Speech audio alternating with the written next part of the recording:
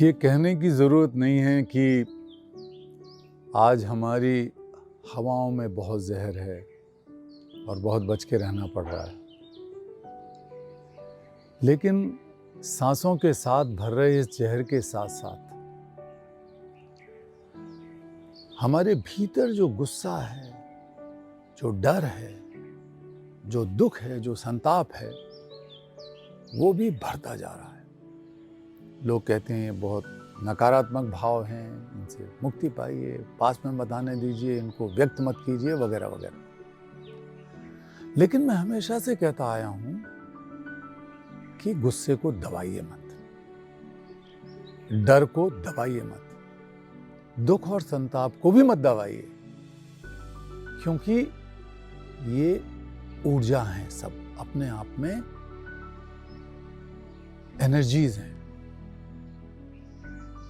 अगर आप गुस्सा होते हैं तो उसका ठीक ठीक इस्तेमाल कीजिए समस्याओं के समाधान के रूप में, नए नए आइडियाज निकालने के रूप में। अगर आप दुख का एक गहरा खड्डा या खाई बना लेते हैं और उसमें डूबते जाते हैं तो वो दुख नकारात्मक हो जाएगा।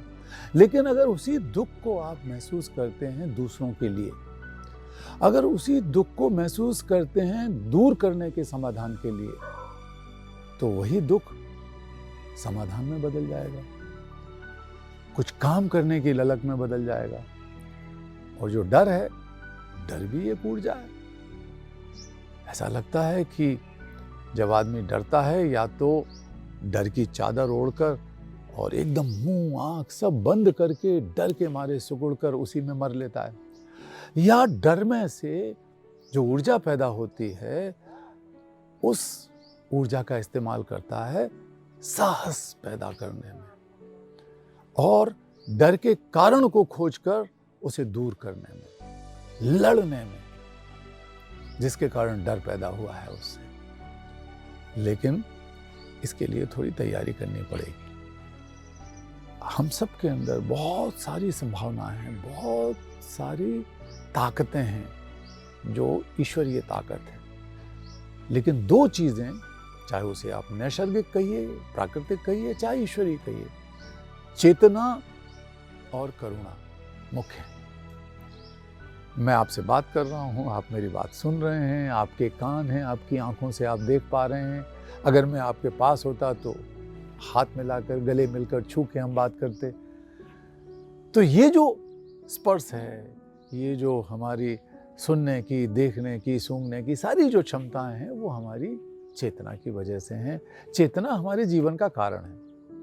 लेकिन कई बार हम चेतना में ही जीते रहते हैं और भूल जाते हैं कि एक और समंदर हमारे भीतर भरा पड़ा है, वो है करुणा का सागर, करुणा का समंदर।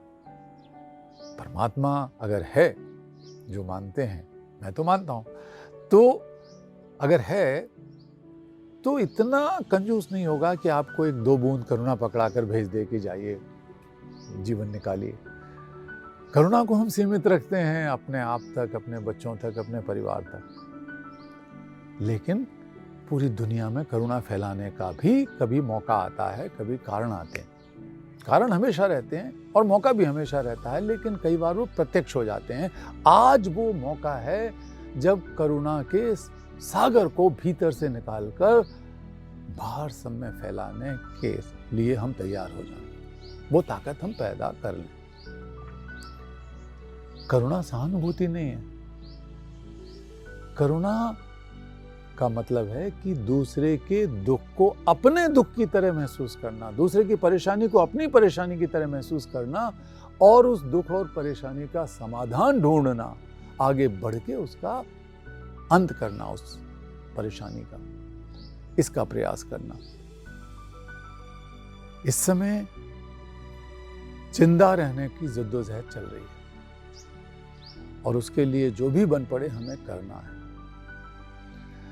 लेकिन उसके साथ साथ हमारी चेतना और करुणा को भी हम सक्रिय बनाएं, उसका असर देखें। मैं आपको एक छोटा सा उदाहरण दूंगा अपने संगठन से ही।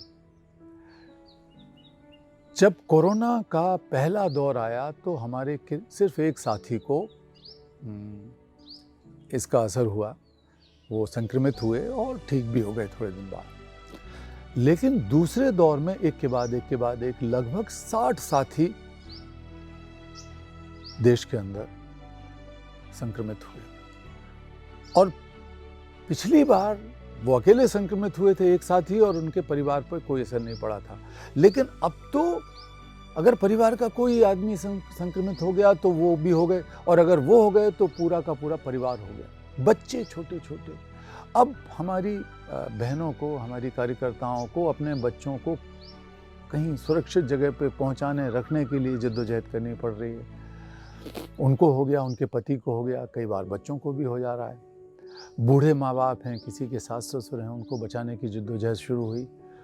और इस बार ऑक्सीजन, प्लाज्मा, दवाइयाँ, इंजेक्शन, अस्पतालों में बेड की मारामारी, ये सब शुरू हुई। लेकिन अचानक हमारे भीतर से ही हमको लगने लगा कि लोग एक दूसरे की मदद के लिए तैयार हो रहे हैं।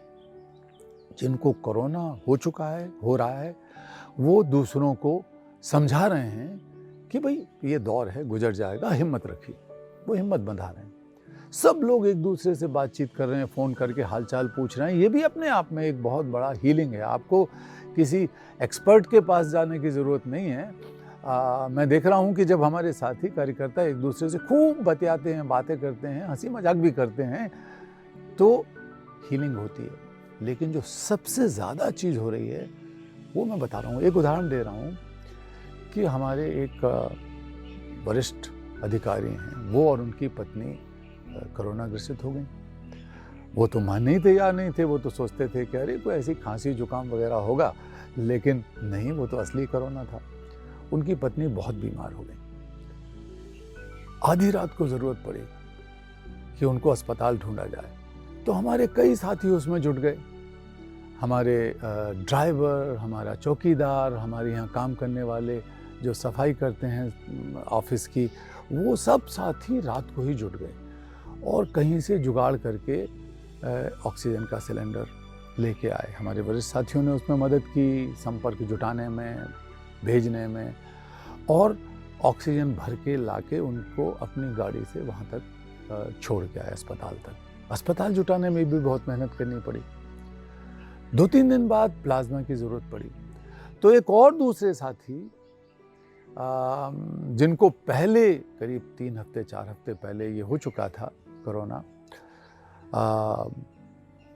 वो बहुत परेशान थे क्योंकि उनको कुछ और बीमारियां भी हो गई थीं, कुछ उनका सर्जरी हुआ था, पत्नी को, बच्चों को, सभी को परेशानी थी और कोरोना से सब ग्रस्त हो गए थे। तो बहुत ही ज़्यादा वो तनावग्रस्त रह रहे थे। लेकिन उनको अचानक लगा कि नहीं, मैं तो प्लाज्मा दे सकता हूँ अब। तो वो रात को 2-2:30 बजे प्लाज्मा देने वहाँ पहुँच गए। वो चला गया प्लाज्मा। दूसरे दिन जब मैंने उनसे बात की तो वो ज़्यादा शक्तिशाली महसूस कर रहे थे। वो सोच रहे थे कि उनके जीवन में कई काम उन्होंने अच्छे किए हैं। सचमुच उन्होंने सैकड़ों बच्चों को आज़ाद कराने के लिए अपनी जान हथेली पर रखी थी पहले, अभी भी करते रहते हैं वो लोग। लेकिन उन्होंने उस दिन कहा कि देखिए, मैंने प्लाज्मा देकर मेरी बीमारी में से जो चीज़ निकली, मेरे संत्रास, मेरी वेदना में से जो समाधान निकला, वो मुझे अपनी जीवन की सार्थकता बता रहा है। करुणा किसी के ऊपर दया नहीं है भैया, किसी के ऊपर कृपा करने की बात नहीं है। करुणा अपने अंदर की ताकत को, अपने जीवन की सार्थकता को, अपने होने की, अपने वजूद को दोबारा से भरोसे मिलाने की एक प्रक्रिया है। इसका कहीं अंत नहीं होता, क्योंकि जब आप बहुत बड़ी दुनिया से जुड़ते हैं तो जो खुशी, जो एहसास आपको होता है, ये करुणा का भाव है, ये चेतना के विस्तार की प्रक्रिया है, जिसको बचाए रखकर, जिसको चलाए रखकर हम इस खतरनाक, इस खौफनाक त्रासदी से निजात पा सकते हैं। ये आपदा तो चली जाएगी, लेकिन इस आपदा में से जो अच्छी चीज़ निकल के आएगी वो हमारी चेतना, हमारी सचेतता है और हमारे भीतर की करुणा को बाहर प्रकट करके और उसका परिणाम कई गुना मल्टीप्लाई करके अंदर लेने की बात है। ये हम ज़रूर हासिल कर पाएंगे। बहुत धन्यवाद।